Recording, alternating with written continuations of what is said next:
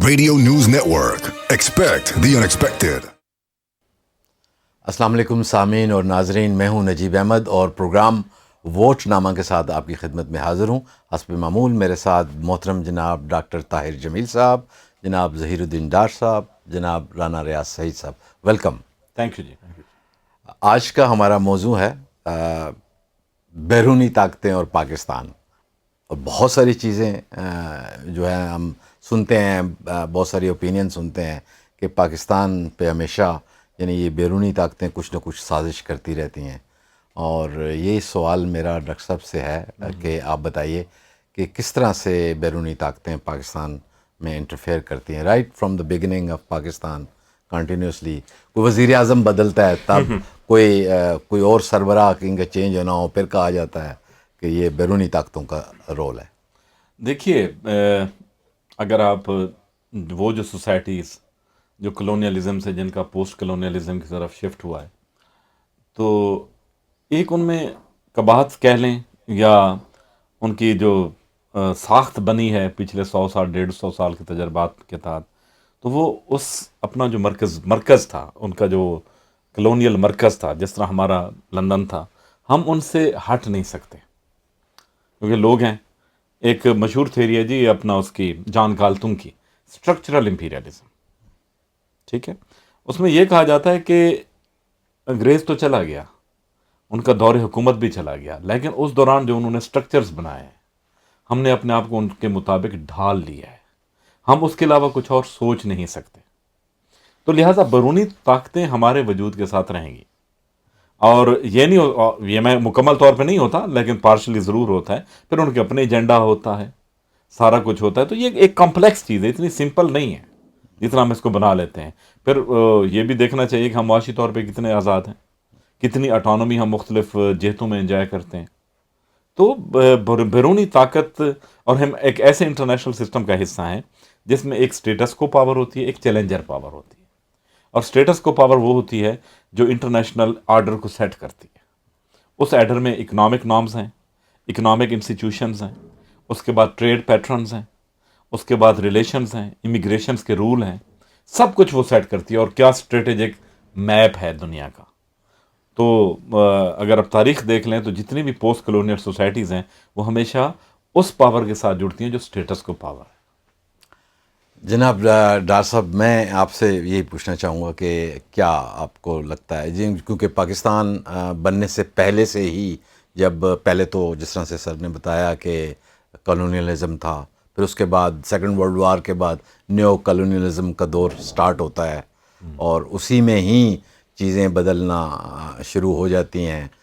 जो हमारे यूँ समझें कि वो मिंटो मार्ले रिफॉर्म से ही डिवाइड होने का सिलसिला स्टार्ट हो जाता है। तो आप किस तरह से देखते हैं, क्योंकि तो हमारी फाउंडेशन में ये चीज़ें शामिल हैं, how do you see it? थोड़ा सा तारीख में हमें जाना होगा। पाकिस्तान बना 1947 में, 1945 में सेकेंड वर्ल्ड वार ख़त्म हुई। जर्मनी और जापान और ये लोग हार गए, और उसके फौरन बाद जो फातेह इत्तेहाद था वो टूट गया, वो दो हिस्सों में तकसीम हो गया। एक सोवियत यूनियन या वारसा पैक्ट वाली शक्ल बनी, एक यूरोपियन यूनियन और नेटो वाली ब्लॉक बना। और याल्टा और पिट्सबर्ग कॉन्फ्रेंस के नतीजे में एरियाज ऑफ इन्फ्लुएंस बन गए। हिंदुस्तान बहुत अहम था, सोने की चिड़िया थी। और पहले ज़ार्स और उसके बाद सोवियत यूनियन के बारे में ये शक हमेशा से रहा कि वो इंडियन ओशियन या अरेबियन सी तक पहुंचना चाहते हैं, गर्म पानियों तक। तो पाकिस्तान की क्रिएशन में वो चीज़ आमतौर पर हम ये डिस्कस नहीं करते, लेकिन पाकिस्तान की अगर हम ज्योग्राफी देखें तो पाकिस्तान एक दीवार है, कम्युनिस्ट रशिया, कम्युनिस्ट चाइना और बाकी हिंदुस्तान या मिडल ईस्ट के दरमियान में। سو پاکستان کی وہ جو ہم کہتے ہیں کہ جو اسٹریٹجک امپورٹنس ہے وہ یہی ہے. اور امریکنز کا انٹرسٹ، کیونکہ وہ جو دو گروہ بنے اتحادیوں کی ٹوٹ کر، تو ان میں سے ایک گروہ کا نمائندہ تو یو ایس اے تھا، اور یو ایس اے کا ہمیشہ سے انٹرسٹ رہا. یہاں پر میں ایک مزیدار چیز آپ کو سنانا چاہوں گا. سعادت حسین منٹو نے انکل سام کے نام کھلے خط لکھے 6-7. واہ واہ. ان میں سے ایک خط کا ایک پیرا میں آپ کو سنانا چاہوں گا، پلیز. اس سے شاید بہت ساری چیزیں کلیئر ہو جائیں.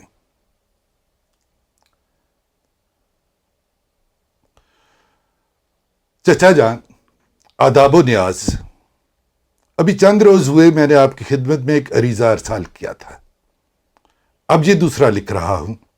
بات یہ ہے کہ جوں آپ کی پاکستان کو فوجی امداد دینے کی بات پختہ ہو رہی ہے، میری عقیدت اور سعادت مندی بڑھ رہی ہے.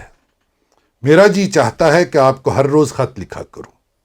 ہندوستان لاکھ ٹاپا کرے، آپ پاکستان سے فوجی امداد کا معاہدہ ضرور کریں، اس لیے کہ آپ کو اس دنیا کی سب سے بڑی اسلامی سلطنت کے استحکام کی بہت زیادہ فکر ہے. اور کیوں نہ ہو، اس لیے کہ یہاں کا ملا روس کے کمیونزم کا بہترین توڑ ہے. فوجی امداد کا سلسلہ شروع ہو گیا تو آپ سب سے پہلے ان ملاؤں کو مسلح کیجئے گا. ان کے لیے خالص امریکی ڈھیلے، خالص امریکی تسبیحیں اور خالص امریکی جائے نمازیں روانہ کیجئے گا. استروں اور کینچیوں کو سر فہرست رکھیے گا. خالص امریکی خضاب لاجواب کا نسخہ بھی اگر آپ نے ان کو مرحمت کر دیا تو سمجھیے پوبارہ ہیں. فوجی امداد کا مقصد جہاں تک میں سمجھتا ہوں ان ملاؤں کو مسلح کرنا ہے. انکل سام مقصد ہے کہ امریکہ کو. اور یہ پبلش ہوئے خط، انہوں نے کھلا خط لکھا. اور اس کے فوراً بعد ان خطوط، پہلا خط لکھنے کے بعد کہا جاتا ہے کہ کسی نے سعادت حسین منٹو کو اپروچ کیا اور کہا کہ تم یہ لکھنے کی بجائے ہمارے لیے مضمون لکھو اور فی مضمون 500 روپیہ ملا کریں گے. اور انہوں نے انکار کر دیا. ابھی تک دے رہے ہیں لوگوں کو. سو یہ وہی وقت ہے جس کا آبجیکٹیو ریزولوشن آیا. اور یہ شک کے آبجیکٹیو ریزولوشن کے پیچھے ان کی بھی خواہش تھی.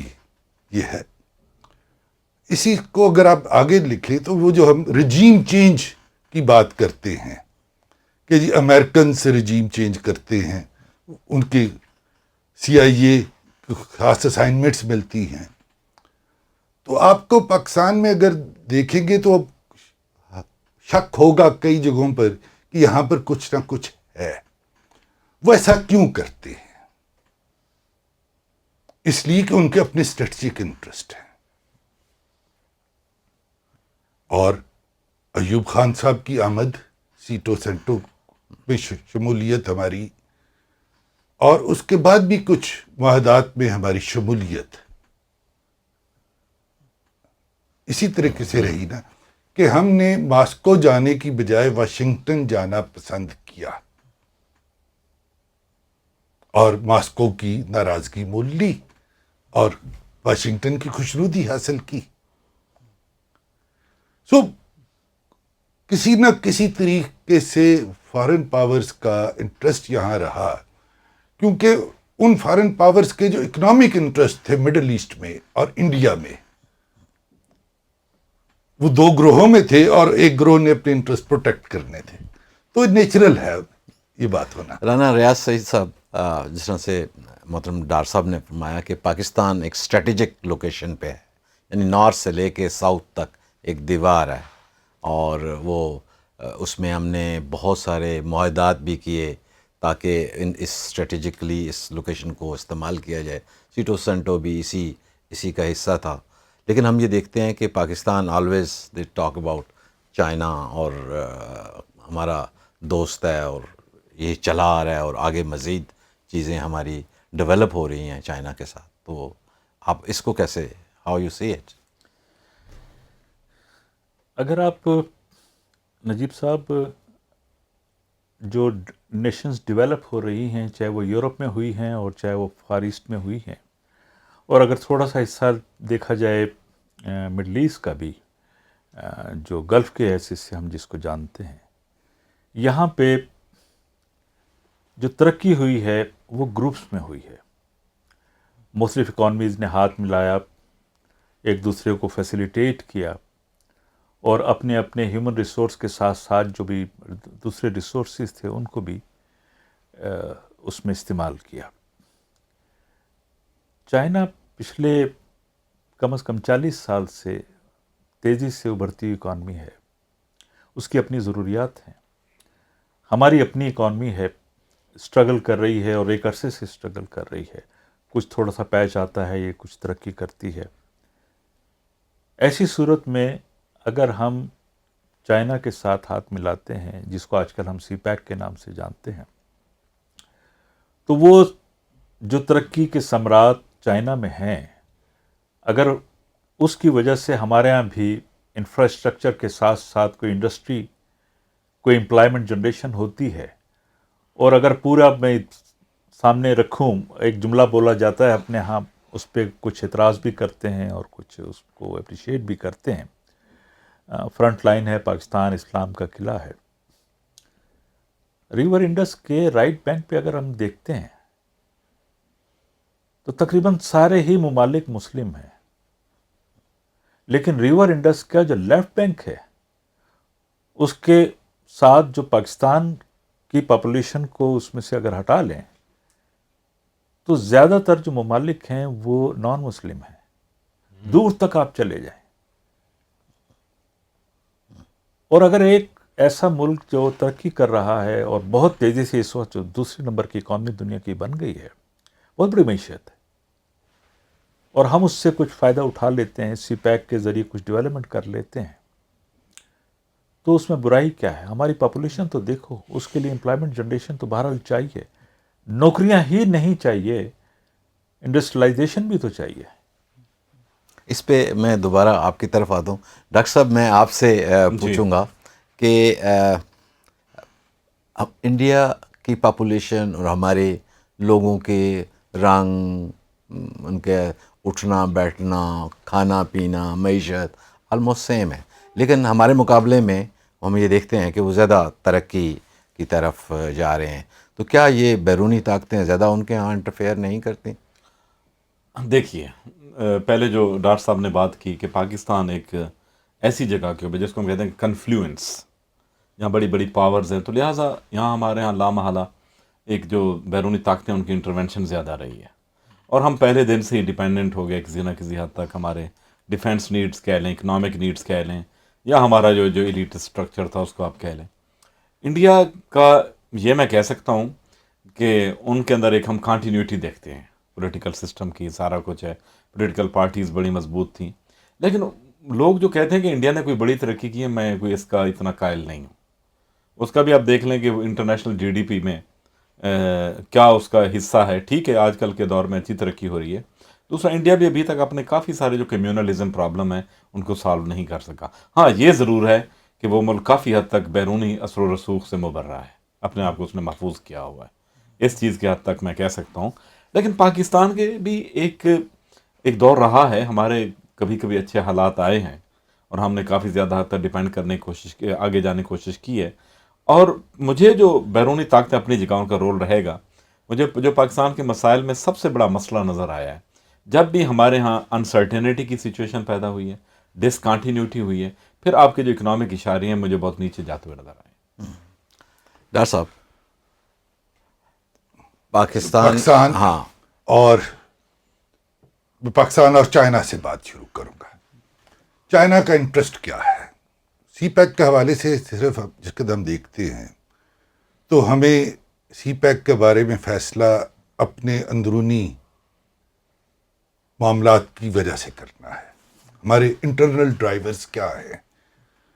ہمیں یہ بھی دیکھنا ہے کہ چائنا کے انٹرنل ڈرائیورز کیا ہیں، ان کے پرابلمز کیا ہیں. سوال بڑا سادہ سا ہے کہ کیا ہم چائنیز کے پرابلمس کا سولوشن بن سکتے ہیں، اور کیا چائنا جو ہے وہ ہمارے پرابلمس کا سولوشن بن سکتا ہے؟ مثلاً 2050 تک ہماری آبادی ورلڈ بینک ایسٹیمیٹس کے مطابق 40 کروڑ کراس کر جائے گی۔ ان لوگوں کو کھانا کون کھلائے گا، نوکریاں کون دے گا، ایجوکیشن کون دے گا، جابز کون دے گا، ہاسپٹلس کہاں سے آئیں گے؟ 40 کروڑ بہت بڑی آبادی ہوگی۔ اس کے مقابلے میں جس قد میں چائنا کی فورکاسٹ دیکھتا ہوں ڈیموگرافی کی، تو بائی دا ایئر 2050 چائنا کی ایکٹیو لیبر فورس ڈکلائن کر چکی ہوگی تقریباً اسی ریشو سے جس حساب سے ہماری ایکٹیو لیبر فورس انکریز ہو رہی ہوگی، اور ان کے جو ریٹائریز ہیں ان کی پاپولیشن کا 32% ہوں گے، اگین ورلڈ بینک فورکاسٹ۔ نو صرف میں ڈیموگرافی کی بات کر رہا ہوں، باقی انڈیکیٹ ڈرائیورز کی نہیں۔ ہمارے لیے بڑھتی ہوئی آبادی ایک مسئلہ ہے، ان کے لیے کم ہوتی ہوئی آبادی ایک مسئلہ ہے۔ کیا ہم دونوں ایک دوسرے کا سولوشن بن سکتے ہیں؟ ایک تو وہ طریقہ ہے۔ دوسرا جو ہے کہ چائنا نے ریسورسز ٹیپ کرنے ہیں افریقہ میں، کیونکہ جبوتی میں جو انہوں نے انویسٹمنٹ کی ہے اور ایتھوپیا میں ان کی جو انویسٹمنٹ ہے وہ اسی پوائنٹ آف ویو سے ہے۔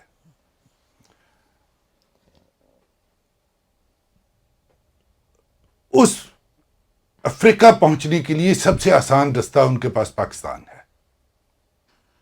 ایک اور بات، سیکنڈ ورلڈ وار کے بعد آج تک اگر میں نیول پاورز کو دیکھوں تو پوری دنیا کی نیوی ایک طرف اور امریکہ کی نیوی ایک طرف ہے۔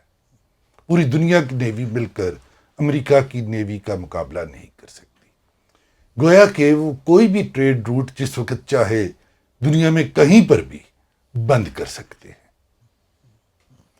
چاہے وہ ریسورسز کے لیے ہو یا مارکیٹ کے لیے ہو۔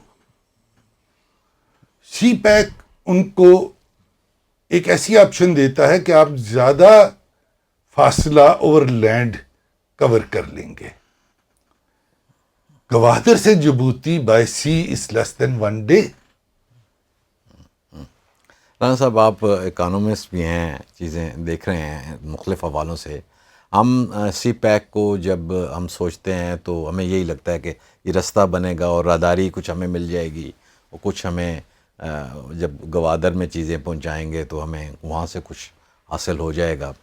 اپنے ملک کی انڈسٹری کو اگر ہم دیکھیں اور ویژن کو دیکھیں تو ہمارے ہاں تو میں اب بھی کہتا ہوں بسکٹ بنانے سے آگے کچھ ہے نہیں ہے، اور ہم سے زیادہ سستی لیبر چائنا میں، ہماری چھوٹی چھوٹی ادھر گجرانوالا کی بھی انڈسٹری، پنکھے بھی وہ چائنا میں بن رہے ہیں اور چیزیں بن رہی ہیں۔ تو کیا ویژن کی کمی ہے، ریسورسز نہیں ہیں؟ کیا وجہ ہے کہ سائنس کی معراج کو چھونے کے بعد بھی، یعنی ایٹم بم بنانے کے بعد بھی اس کے نیچے ہم نے اس کے اوپر کام نہیں کیا؟ یہ فیلئر کس کا ہے؟ میرے خیال یہ پلاننگ کا فیلئر ہے، اگر اس کو مختصر اس میں دیکھا جائے۔ ہم نے اپنے ہاں کے پوٹینشیل کو پوری طریقے سے اسیس نہیں کیا ہوا۔ ایک تو بجائے اس کے کہ ہم اسمال اسکیل انڈسٹریز کی طرف جو ہے فوکس کرتے، ہمارے ہاں کاریگر بہت اچھا موجود ہے اور شاید صدیوں سے بہت سارے کام کرتا ہے، جانتا ہے۔ اس طرف فوکس کرنے کے بجائے جو دیکھنے میں آیا ہے، ہمارا کہیں فوکس یہ رہا کہ یہ جو ہائی ٹیک انڈسٹری ہے اس کی طرف فوری طور پہ جائے۔ ہائی ٹیک انڈسٹری کے لیے آپ کو ریسرچ ریکوائرڈ ہوتی ہے، اس کے لیے ریسورسز بھی بہت کچھ ریکوائرڈ ہوتے ہیں، لیکن جو انڈیجنس ہمارے پاس آلریڈی موجود ہے، اسکل موجود ہے اور را مٹیریل موجود ہے، مطلب حیرت ہوتی ہے کہ ہم اتنا کاٹن پیدا کرتے ہیں، اس کی فنش گڈ ہم بہت کم مارکیٹ کرتے ہیں۔ ہم سے فنش کیا نام ہے را مٹیریل لے کر جو ہے بنگلہ دیش جو وہ second largest exporter of the garment بن چکا ہے، اور بھی ممالک ہیں جہاں ہم سے یہ جاتے ہیں۔ سو تو مین چیز ہے جو آپ کا جو کوشچن ہے کہ سی پیک کے حوالے سے کیا وہ ہوگا، غالباً ہمیں جو چیز آج تک نہیں سیکھ پائے وہ یہی ہے کہ چائنا نے اپنے ہاں اسمال اسکیل انڈسٹری کو بہت بہترین طریقے سے پہلے چلایا، اس سے وہ بڑے انڈسٹری کی طرف آئے۔ یہی چیز ہمیں कंपटीशन करने के लिए इवन चाइना के साथ भी, क्योंकि चाइना की अपनी, जैसे डॉक्टर साहब ने फरमाया कि उनकी जो एक्टिव लेबर फोर्स है वो कम होना शुरू हो जाएगी, तो हमारे यहाँ तो एक्टिव लेबर फोर्स जो है करीबन 64% के करीब हुई भी है इस टाइम, जो यंगस्टर उसमें जो आए हुए हैं। उनको जब हम एम्प्लॉयमेंट करनी होगी, उनके लिए कोई छोटी इंडस्ट्री लगानी होगी, रादर देन कि ऑल द पर्सन जो है वो देख रहे हैं कि हमें जॉब चाहिए, तो ये जब यूनिट्स बनना शुरू होंगे, कोई कारोबार शुरू होंगे जो हम उन्हीं से सीखेंगे, उन्हीं के तर्ज के ऊपर हम चलाना शुरू करेंगे, तो देयर इज़ अ पॉसिबिलिटी कि हम आगे जा सकें। यहाँ पर मैं राणा साहब की बात को थोड़ा सा सप्लीमेंट करना चाहूँगा। अभी तक हम जिस कद भी रजीम चेंज, क्योंकि ये फ्रेज जो है अमेरिका के साथ फिक्स हो चुकी है, तो हम सिर्फ अमेरिका की तरफ देखते हैं। हम हिंदुस्तान के लिए भी सरदर्द बनते रहते हैं। हमारे कुछ टेंटिकल्स मिडिल ईस्ट में भी हैं, और सी पैक के बाद चाइना एक बड़ा स्टेक होल्डर है पाकिस्तान में। अगर हम जिसके अमेरिका की बात करते हैं, तो क्या ये मुबालिक भी पाकिस्तानी सियासत में इंटरफेयर करते हैं, या ये चाहते हैं कि इनके साथ हमदर्दी रखने वाले लोग हुकूमत में आए? मेरा ख्याल है कि इसका सबसे बड़ा स्टेक पाकिस्तानी पॉलिटिक्स में चाइना का है। डॉक्टर साहब, आप तालीम के शोबे में हैं, अब तो सोशल साइंसेस देखते हैं, लेकिन पाकिस्तान में बड़ी इंजीनियरिंग यूनिवर्सिटियां बन रही हैं। ये यहाँ से स्टार्ट होती है, यानी आप बाहर निकलें, इस्लामाबाद के इर्द गिर्द भी हैं, टेक्सला में जाएं और आगे हरीपुर चलें, बड़े मुश्किल नाम भी हैं, लेकिन बाहर उन्हीं यूनिवर्सिटीज़ के गेट के ऊपर आप जब देखते हैं, यानी टेक्सला में तो कब्रों के कतबे बन रहे हैं या लंगरियाँ बन रही हैं, आप मज़ीद आगे चले जाएं तो कुछ और छाबड़े बन रहे हैं, तो रिफ्लेक्ट नहीं कर रही हमारी ये इंजीनियरिंग यूनिवर्सिटीज़ भी। हाँ, और उसकी वजह है, एक हम लफ्ज़ यूज़ करते हैं कॉस्मॉस, कि एक चीज़ दूसरी चीज़ के ऊपर डिपेंडेंट होती है। अब हमारे यहाँ जब जितनी पॉलिसीज़ हैं एजुकेशन की, इंजीनियरिंग की, इकानमी की, ट्रेड की, जब आइसोलेशन के अंदर बनेगी तो उसका यही नतीजा निकलेगा। ठीक है, और हमें अगर इन सारी चीज़ों को, अब अक्सर एक हमारे यहाँ बात की जाती है कि जी एक प्रोजेक्ट स्टार्ट होता है, रोड बनता है, फिर उसके बाद दूसरे आते हैं, वो उखाड़ते हैं, उन्होंने पाइप डालना होता है, फिर टेलीफोन वाले आते हैं। इसका क्या मतलब कि वो एक कलेक्टिव विजडम के तहत वो चीज़ नहीं, इकट्ठे भी मिल के बैठना गवारा नहीं किया। तो बात यह है कि इंजीनियरिंग ठीक है बहुत। इस वक्त पाकिस्तान के अंदर सबसे ज़्यादा पता है कौन सा इंजीनियर है जो बेरोज़गार फिरता है? इलेक्ट्रिकल इंजीनियर है। उसकी यूटिलिटी ख़त्म है। जब फैक्ट्रीज क्लोज हो जाएंगी, फैक्ट्री नहीं है, इंडस्ट्री नहीं है, तो मैकेनिकल इंजीनियर का क्या काम है? सिविल इंजीनियर तो सिविल इंजीनियर, चलो ठीक है, वो जितनी वो होगी। तो कहने का मतलब ये है कि ये हमें सोचना चाहिए कॉन्शियसली कि कैसे इन सारी चीज़ों को मार्केट के साथ जोड़ा जाए। सर, हमारे यहाँ मुख्तलिफ रेगुलेटरी रजीम्स बनते हैं, ये रेगुलेट कर दो, अथॉरिटीज़, एक अथॉरिटी के बाद दूसरी अथॉरिटी, उसके बाद दूसरी अथॉरिटी, तो ये गवर्नेंस का निज़ाम और ये बहुत सारी चीज़ें जो हैं ये क्या है? क्योंकि हम कभी डिक्टेटर्स कहते हैं, ये सिविलियंस का जो है उनका मसला है, उनकी कैपेसिटी का मसला है, हम उन्हें कहते हैं कि आप हमें नहीं करने देते। तो हाउ टू रिजॉल्व दिस, ताकि एक ऐसा इकोसिस्टम और ऐसी फ़िज़ा क्रिएट हो जहाँ ये हम यूटिलाइज़ कर सकें तमाम। आपकी बात बिल्कुल बजा है, ये बिल्कुल ऐसे ही है। इसका हुकूमतों के साथ क्या ताल्लुक है, और स्पेशली उन हुकूमतों के साथ जो वोट के नतीजे में बनती है। पिछले प्रोग्राम में हमने टेक्नोक्रेट्स पर बात की थी, और मैंने अर्ज किया था कि तकरीबन 75 में से 60 साल टेक्नोक्रेट्स की ही हुकूमत रही, स्पेशली फाइनेंस पर, जहाँ आपसे हर किस्म के रिसोर्स फ्लो करता है, लोकेट होना। और टेक्नोक्रेट्स के बारे में मैंने ये भी अर्ज किया था कि वो जिनके मुलाजम होते हैं वो उनके लिए काम करते हैं, वो वोट लेकर नहीं आते। उनको शायद मैक्रो इकोनॉमिक्स तो बहुत अच्छी आती है, लेकिन उनको पाकिस्तान का कुछ पता नहीं होता है। चाहे आप हार्वर्ड ग्रुप से शुरू हो जाएं, डॉक्टर महबूब अल हक साहब तशरीफ लाए थे उसके साथ, और आप आखिर तक देख लें, آج کل بھی جو فائنانس منسٹر ہیں ان کو بھی دیکھ لیں. یہ ہم ہمیشہ فائنانس منسٹر امپورٹ ہی کیوں کرتے ہیں؟ اور وہ فائنانس منسٹر جس کو لوکل، جس کا سیاست کے ساتھ کوئی تعلق نہیں. تو پھر اگر اس طرح کے فائنانس منسٹر آنے ہیں تو پھر یہی کچھ ہوگا. رانا صاحب نے ایک بات کہی تھی بیچ میں، ہماری پلاننگ کا فیلئر ہے. پلاننگ کا ایک بہت اہم حصہ ہوتا ہے کوآرڈینیشن، کہ کیا یونیورسٹیز داخلہ دینے سے پہلے یہ اسیس کر رہی ہیں کہ آج سے 10 سال کے بعد ملک میں کتنے انجینئرز چاہیے ہوں گے اور کس قسم کے انجینئرز چاہیے ہوں گے؟ نہیں. ڈاکٹرز کتنے چاہیے؟ نہیں. کسی کو کچھ نہیں پتا. ایجوکیشن کاروبار بن چکی ہے. 10 لاکھ روپیہ سالانہ medical college, private medical college fees لے رہے ہیں. ان کا کام فیس لینا ہے، ڈاکٹر پروڈیوس کرنا نہیں ہے. یہی حال انجینئرز کا ہے. دوسرا جو سوال میں پوچھتا ہوں کہ یہ جو ہماری یونیورسٹیز ہیں یہ کیا ہمارے ایکو سسٹم میں انٹیگریٹڈ ہیں؟ میں نام لے دیتا ہوں یونیورسٹی کا، مثلا یونیورسٹی آف گجرات ہے. یہ 10 انڈسٹریل کلسٹرز کے درمیان میں واقع ہے.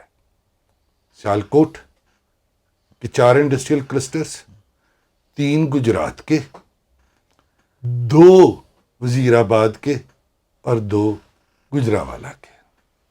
اس ایکو سسٹم کے اندر موجود ہے. اور پڑھا ہم رہے ہیں پراکٹر اینڈ گیمبل. ہماری تعلیم جو ہے وہ پلگڈ ان نہیں ہے ہمارے ایکو سسٹم میں. اور یہ اسی لیے جتنے پڑھے لکھے بچے ہیں وہ ڈگری حاصل کرنے کے بعد باہر جانا چاہتے ہیں، کیونکہ ان کو لوکل انڈسٹری کے بارے میں پڑھایا ہی نہیں گیا. ڈاکٹر صاحب کی بات بہت درست ہے. وہ جو ایکو سسٹم ہوتا ہے اراؤنڈ دی انجینئرنگ یونیورسٹیز یا جو بھی ہمارے ایجوکیشن انسٹیٹیوشنس ہیں، ہم ان کو یوٹیلائز نہیں کرتے. اور اس کی ایک ایگزامپل میں ایک چھوٹے سے ایک تھنک ٹینک کے ساتھ انگیج ہوں باہر کے، اور اس کا وہ کام کیا ہے اس تھنک ٹینک کا، اور اس قسم کے بے تحاشا تھنک ٹینک موجود ہیں.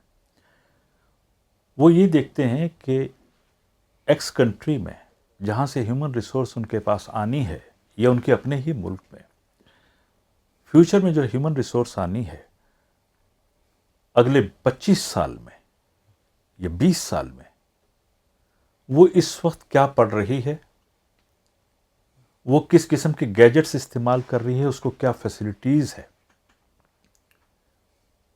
اور وہاں کس قسم کی نئی سپلائز جائیں اگر کوئی امداد دی جائے، اور اگر کوئی نیا کریکولا دیا جائے، کوئی انفارمیشن نئی ان کو انکلکیٹ کی جائے، یا وہاں کے کچھ لوگ جو پڑھنے کے لیے ان کے ممالک جاتے ہیں ان کو کس قسم کے لیسنز دیے جائیں، پڑھایا جائے کہ وہ اپنے ملک میں اگر جا کر پڑھنا چاہتے ہیں تو وہ وہاں پڑھائیں، اور اس کے بعد وہاں کی ہیومن ریسورس ہمارے پاس آئے. ہمارے یہاں کی انجینئرنگ یونیورسٹیز خاص طور پہ اور جو دوسری یونیورسٹیز ہیں، مقامی انڈسٹری میں جو انٹرنشپ فیسلٹیز ہوتی ہیں یا ان کے لیے کوئی ریسرچ کا کام کرتے ہوئے نظر کم ہی آتی ہیں. ہمارا جو میڈیا ہے اس کی ایک اپنی میکنگ ہے، اور اپنا اس کا ایک تو سرکار کا میڈیا ہے، دوسرا ٹھیکیدار کا میڈیا ہے، اور جو ہمارا جو انٹرنیٹ میڈیا ہے وہ تو ہر ایک کا میڈیا ہے، وہ کچھ بھی کر سکتا ہے، کچھ بھی کہہ سکتا ہے. ہمارے ہاں خبر ہمارے نوجوانوں تک یا لوگوں تک نہیں پہنچتی. چائنا اتنی ہی انویسٹمنٹ انڈیا میں بھی کر رہا ہے، لیکن اپنے ہاں یہ کہا جاتا ہے کہ وہ یعنی شاید اس کا دشمن ہے اور ہمارے ساتھ وہ ہمیں ہیلپ کرے گا. انویسٹمنٹ کو 2 چیزیں چاہیے ہوتی ہیں، سیکیورٹی اور ریٹرن. اگر سیکیورٹی کم ہو جائے گی، رسک فیکٹر بڑھ جائے گا، تو they will expect a higher rate of return. اگر انڈیا چائنا کو سیکیورٹی آف انویسٹمنٹ اور ریٹرن آن انویسٹمنٹ آفر کر رہا ہے تو وہ وہاں جائیں گے، and we should not grudge it. یہی چیز ہم آفر کریں تو they have other reasons also to come to Pakistan. لیکن انویسٹر کی بیسک ریکوائرمنٹس وہی دو ہیں: security of investment, return on investment. Are we offering it? The conducive environment for the investment is very much important. And this is what the China is doing. آپ کو یہ بہت کم ملے گا، اس قسم کی خبریں نہیں ملیں گی کہ چاہے وہ امریکہ نے جو ہے وہاں پہ انویسٹمنٹ کی تھی، جرمنی نے کی تھی، فار دیٹ میٹر اگر ہمارے یہاں کے کسی نے کر لی ہے، کہ اس کو یہ انسیکیورٹی ہو کہ اس کو ریٹ آف ریٹرن کے ساتھ ساتھ اس کی جو انویسٹمنٹ ہے وہ وہاں پر انٹیکٹ نہیں رہ سکے گی. اگر میں یہ کہوں کہ آپ کو 2050 تک اس 40 کروڑ آبادی کو ٹھیک رکھنے کے لیے $500 ارب کی انویسٹمنٹ چاہیے، اور مجھے یہ انویسٹمنٹ چونکہ ہمارے پاس اندر موجود نہیں ہے، باہر سے آنی ہے، تو یہ کہاں سے آ سکتی ہے؟ کیا یورپینز کے پاس اس قسم کی پاکستان میں انویسٹمنٹ کی اپیٹائٹ ہے؟ کیا امریکنز کے پاس یہ اپیٹائٹ ہے؟ کیا مڈل ایسٹ میں جو ہمارے دوست بیٹھے ہیں ان کے پاس اپیٹائٹ ہے؟ کیا رشیا میں اپیٹائٹ ہے؟ کیا چائنا میں اپیٹائٹ ہے؟ تو جن کے پاس اتنے پیسے ہوں، پہلی بات تو شرط یہ کہ ان کے پاس اتنے پیسے موجود ہوں، سرپلس. دوسری بات یہ کہ ان کے پاس اپیٹائٹ بھی ہو پاکستان میں انویسٹمنٹ کی. تو مجھے یہ اپیٹائٹ نہ ہی تو امریکہ میں نظر آتی ہے، نہ ہی یورپ میں، نہ ہی رشیا میں، اور نہ ہی مڈل ایسٹ میں. ڈاکٹر صاحب، ریسرچ بڑی امپارٹنٹ ہے. رانا صاحب نے اسی کی طرف اشارہ کیا کہ ہمارے ملک میں ریسرچ نہیں ہوتی، اور لمیٹڈ ریسرچ جو تھنک ٹینک ہیں وہ اپنی نیڈ کے لیے، اپنے ممالک سے کی ضرورت کے لیے اس ملک میں ریسرچ کرتے ہیں، پھر اسی ایریا میں کنسنٹریٹ بھی کرتے ہیں، ٹریننگ بھی کرتے ہیں. ہمارے ہاں آخری سوال ہے میرا یہ، کیونکہ ٹائم ہمارا خاصا ہو گیا، ہمارے ہاں اس ریسرچ کی کیا لیول ہے اور کیا فقدان ہے؟ ہم ایک بات کرتے ہیں پبلک پالیسی کی. یہ پبلک پالیسی ہے، اس کی میں بس ایک 2-3 فکروں میں بات ختم کروں گا. اس کی بنیادی ریکوائرمنٹ یہی ہوتی ہے کہ جہاں جس جگہ اس چیز نے جا کے کنزیومر کو ہٹ کرنا ہے، اس کا فیڈ بیک، اس کا انیشیٹو بھی وہیں سے آنا چاہیے. جب ہم لوگوں کو اس مسائل سے نکال دیں گے، ان کے مسائل کے ایویلیویشن کے حوالے سے، اس کے بارے میں بات کرنے کے حوالے سے، اس کا حل بتانے کے حوالے سے، اور کسی مسئلے کی شدت کے حوالے سے جب ہم ساری چیزیں کریں گے، تو جو بھی پالیسی آپ کے پاس بنے گی وہ پائیدار نہیں ہوگی.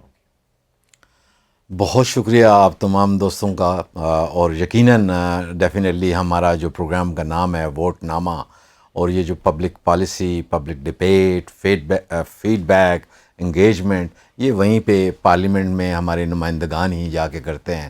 تو ہمارا مقصد بھی اس پروگرام کا یہی ہے کہ چیزوں کو وہاں لے کے جائیں جہاں پہ یہ ہم ان کو انڈرسٹینڈ کر سکیں. بہت شکریہ آپ تمام دوستوں کا، آپ کا دیکھنے کا اور ہمارے سننے والوں کا.